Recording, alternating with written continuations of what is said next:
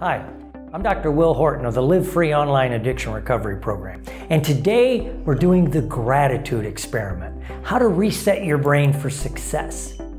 And so the first thing we want to talk about is what are the parameters of success? What separates a successful person from someone that's not successful? And we at LiveFree studied the people that recover from an addiction and those that didn't. What's the difference? Is it talent? Is it luck?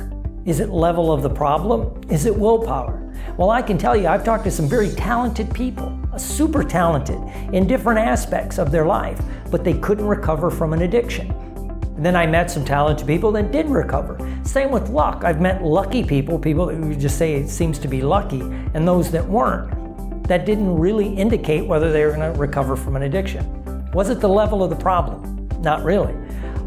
As many of you know, I've worked in the criminal justice system in prisons and in jails. And I've seen hundreds of people that are serving time in prison, which means they had a severe problem, but it didn't indicate that they were going to get any better with their addiction. I've seen people that from the outside didn't look like they had a problem who recovered from an addiction. And what about willpower? Now, I can tell you, I've worked with people with phenomenal willpower, elite athletes, and even guys like special operations who have phenomenal willpower, but they couldn't use that willpower to overcome an addiction. So what is the key? Is there any key to success? Well, number one is the people that recovered from an addiction have trained their brains to look at the world differently. One of the things they do is they put the addictive behavior is no longer an option. They put it in the rear view mirror, right? It's kind of like when you're driving, if you try to drive forward looking in the rearview mirror, you're never going to go anywhere. And there's a reason that the windshield is big and the rearview mirror is small. You need to put things in their proper perspective. And the other thing that I've noticed across the board is that people that have recovered are grateful for being recovered. They're grateful that they're in recovery. And they have figured out that way to train their brain. Now, we can show you how to train your brain, and we're going to do that today in our experiment. Because what you have to do is use your neurology to your advantage. And to do that, you have to train your reticular activating system. Well, what is your RAS and how does it work? Well, it's the part of your brain that screens out all the data that's coming into your brain. It's what you pay attention to. At any given moment, hundreds of thousands of bits of information are flooding into your brain through all your senses. What you see, what you hear, what you smell, what you taste, what you touch, your internal state. All those things are coming in, and it screens out everything but what you tell it is important. The easiest example, have you ever wanted a new car? Or there's a new style you really like? Well, the moment, let's say you want that new car and you've decided, I want this certain car, you see that car everywhere. The day before, you wouldn't notice it, but the moment you tell your brain this is important, it finds it for you, right? Once you decide on it, you see it everywhere. This is how you can retrain your brain. Now, let's do the gratitude experiment. This is really fun, and it's based on the work of Dr. Robert Emmons. And what his experiment was, he took 3 groups of people, and he had Group A write down things that they're grateful for. Group B wrote down negative things or things that annoyed them.